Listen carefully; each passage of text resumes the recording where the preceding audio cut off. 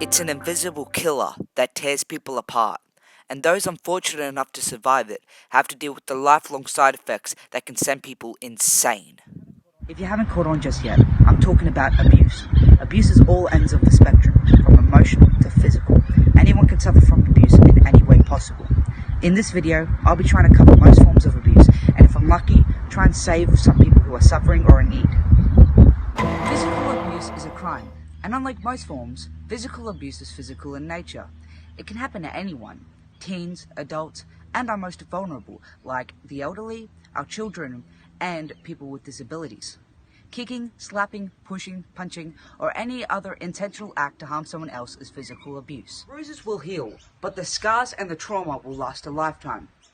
Later on in life, the long terms of physical abuse can vary from mild to extreme panic disorders, post-traumatic stress disorder, depression, suicidal tendencies, and chronic pain syndrome.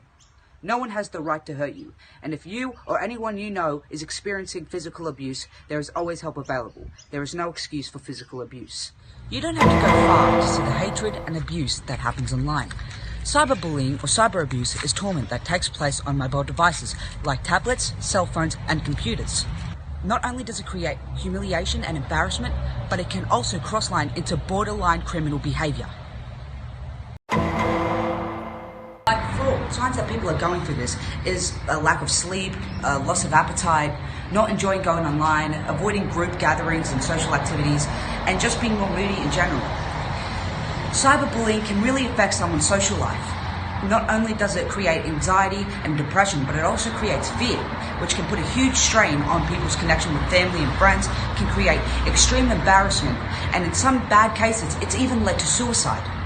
Cyberbullying isn't funny, it's abuse. Sexual abuse is a heinous crime. It's an unwanted act where a perpetrator will use force or take advantage of a people who cannot or will not give consent.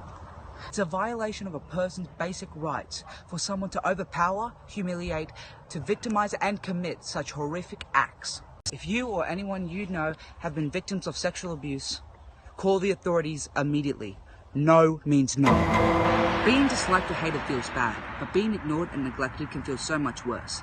Negligence abuse, or neglect as most people call it, is the lack of a child's physical and emotional needs, such as food, clothing, medical aid, shelter, education, and care. In 2017, it was reported that 1 in 7 kids were victims of negligence abuse, and that was most likely an understatement. It's very likely that a child that suffers from neglect will also suffer from substance abuse too. But negligence has also led to higher criminality and more negligence abuse cases.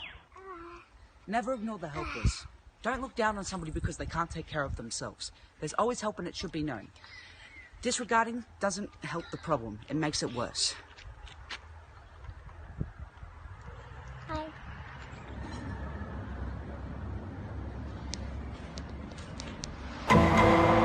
Emotional abuse is just as damaging and destructive as physical abuse, if not worse. It's a destroyer of dignity and pride and can hurt people even though its behavior isn't quite physical. Emotional abuse is the action of manipulating, controlling, overpowering, and criticizing people through emotions. Scars and cuts can be seen, which make forms like physical abuse easy to spot, but other forms like emotional abuse make it harder to see and treat and difficult to understand.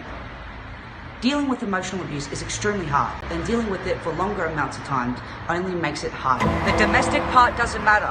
Violence is still violence. Domestic violence is physical, sexual, or mental abuse that happens between an intimate partner or relationship. Each year, more than 20,000 women seek refuge because they are afraid of home. These people can't even feel safe in their own home. Domestic violence is never justifiable, and no matter what, violence is never acceptable. No one should ever tolerate abuse, no matter what type or who you are. It's inhumane and wrong. Learning about the indicators of where abuse can occur can help people seek and find assistance. You can go to counseling, you can get therapy, or you can go to the various helplines online where you can call or chat to people who are willing to listen. There's always help. Spread the word.